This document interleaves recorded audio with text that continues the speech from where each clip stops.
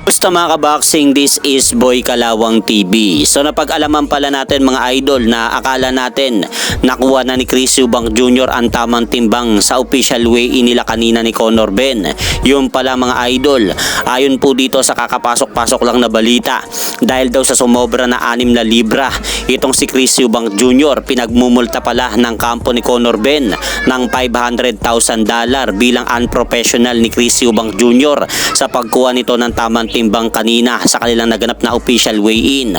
At bukod pa po dyan mga idol, bawal na bawal din sumobra sa 170 pounds sa gabi ng laban itong si Chris Eubank Jr. mga idol. Kaya makikita po natin na pagkatapos ng kanilang nangyaring weigh-in, halos nangangalong mata nga po si Chris Eubank Jr. sa kanilang nangyaring huling face-off ni Conor Ben. Kaya marami nga pong nagsasabi na knockout po daw ang sasapitin ni Chris Eubank Jr. kay Conor Ben kapag naglaban na po sila bukas. At sa kabilang banda naman mga idol, naganap na rin po kanina ang official weigh-in nila Marlon Tapales at John Jet ng bansang Cambodia.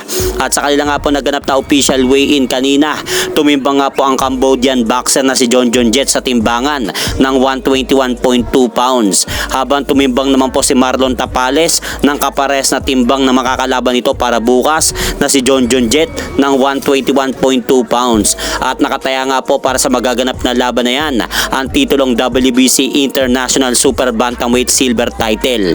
Habang sa magaganap naman ang co-main event na laban sa pagitan ni IBF number 1 minimum weight top world contender Joey Canoy at Thai boxer Min Pat Sam, tumimbang nga po ang dayuhang Thailander na si Min Pat Sam sa timbangan ng 104.8 pounds. Habang ang ating pambato naman po na si Joey Canoy ay tumimbang naman po sa timbangan kanina ng 104.2 pounds. At nakataya naman po para sa magaganap na laban na yan ang titulong WBC International Minimum Title. Kaya abangan po natin bukas ang mga magaganap na laban na ito. At alas 5 nga po ng hapon mag-uumpisa ang laban na ito. At hanggang dito na lang po muna ang aking update sa mga aganapan sa mundo ng boxing. At syempre mga idol, huwag nyo rin pong kalimutan, pakisuportahan nyo naman po muna ang ating munting channel. Maraming salamat po.